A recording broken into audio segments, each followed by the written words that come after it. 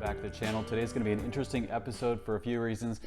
Primarily because I'm going to introduce you to a nerdy analysis that I just completed today that I kind of thought would be fun to share for those of you who are as analytical and data driven as I am.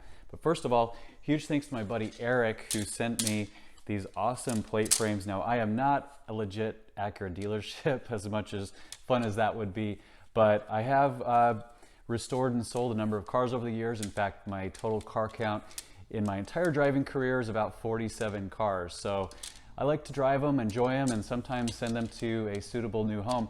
So the next time I let a car go, it's probably going to be wearing one of these. So huge thanks, Eric, for that.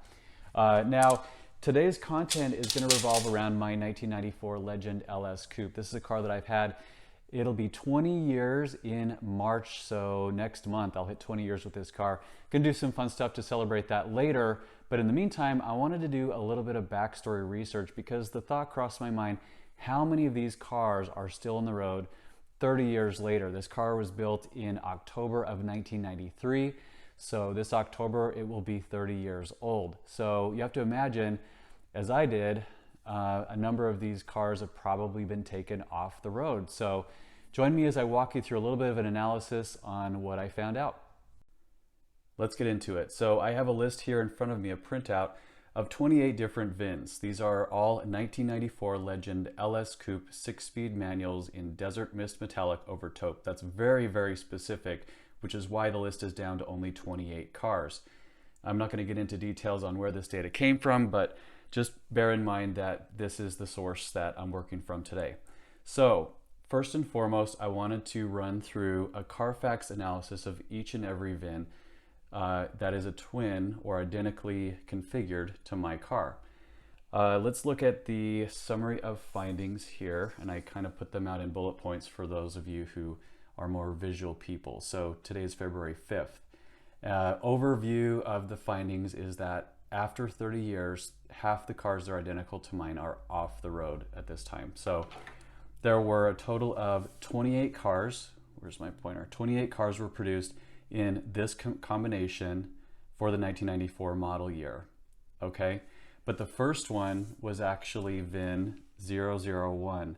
This car was never issued to any end user. It could have been a promo car, a press car, a pre-production, something along those lines.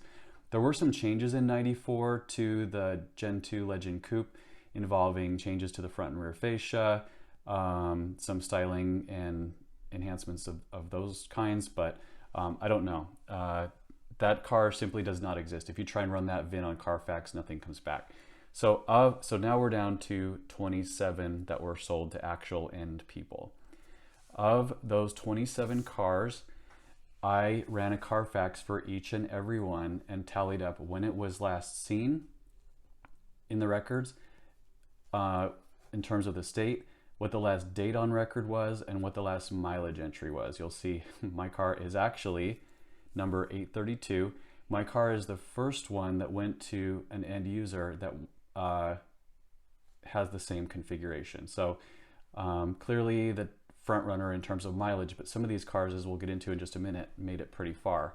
The total across all these 27 cars was just under 5 million miles driven, 4.9 million to be exact. Of the 27, I've seen 6 of these cars pop up over the years online, which has been interesting because I'll instantly recognize it's a twin to mine and confirm, and I've done so, that the VIN matches one of these on this list. Okay, now let's get to the next chapter, which is how many of these are actually still on the road. So for that, when I pulled the Carfaxes, I made a note of what the most recent entry date was on the Carfax. I figured really a 3-year gap is about as much as I want to allow. So I basically took any vehicle that had no entries after 1/1 of 2020 and considered it off the record, right? So that weeded the list down to only 13 cars remaining that have had current registration or some sort of activity on the Carfax within the last few years. Only 6 of those are totally accident-free. You see I made a note here where the majority of the cars have had some sort of accident history, including my own. I'll get to that here momentarily. Where are we? There were 10 states represented. 3 of the remaining 13 cars are in California. 2 of them I believe to be collector owned because of how their driving patterns are illustrated on the Carfax, and both of them have fewer than 100,000 miles today. So I'll get into that in just a minute, but my gut tells me we may see one of those cars pop up on collector auctions here in the next few years. Okay, so here are some cars that stood out to me as particularly compelling. I already told you about number 1, which doesn't exist as we know it.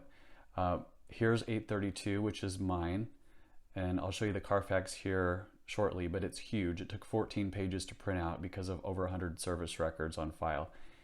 Interestingly enough, the car number 833 was right after mine in the same exact color combo. This car is one of the handful that I actually saw in person in real life, and I kicking myself, but I actually could have bought it for $2,900. Imagine having sequential VINs of such a rare car. That would have been awesome. Of the cars that are still on the road, the next highest mileage is number 862, which somebody currently has in Delaware with about 267 on it.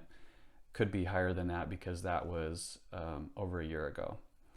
Okay, number 1914 was the highest of all my identical cars to achieve high mileage, but also, let's go to 1914. I'll show you what I'm talking about.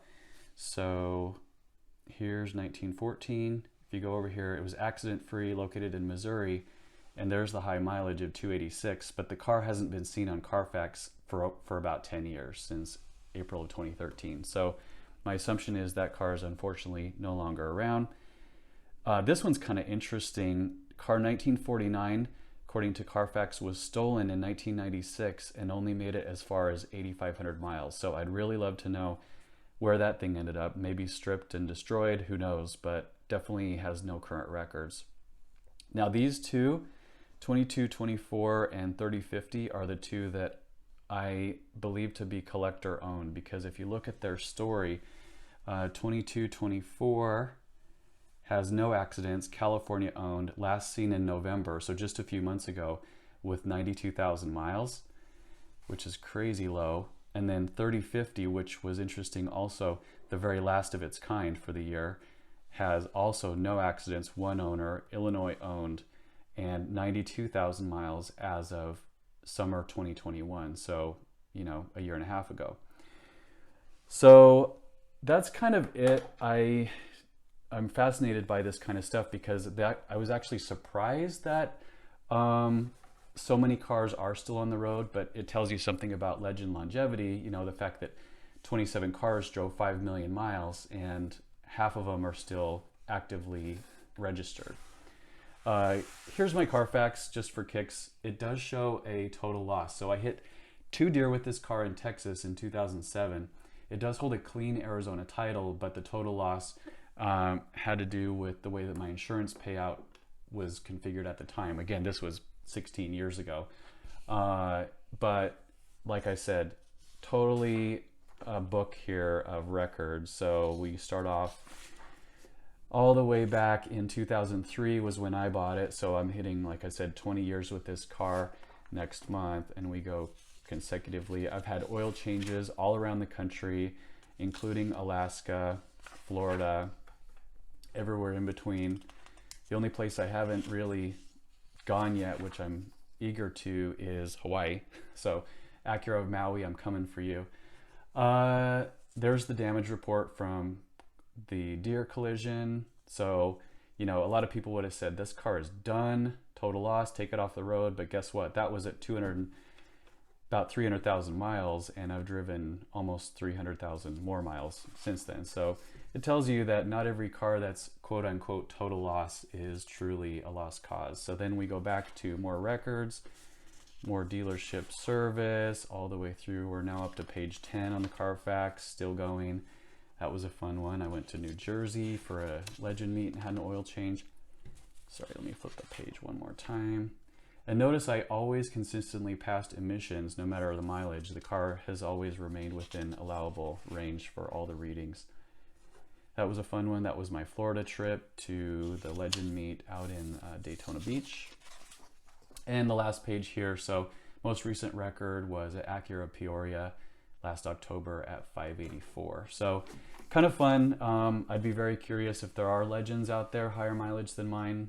It's very possible. I'm really just taking this super teeny analysis here to begin to show you this sort of research, but hope some of you enjoyed coming along for that. And let me know in the comments if you have any ideas on how to better track these. If you ever know of anybody or hear of anybody with a car that's the same configuration as mine, I'd love to know more about it and connect with the owners to get their story. So hey, hope everybody has a good day. Chat with you later.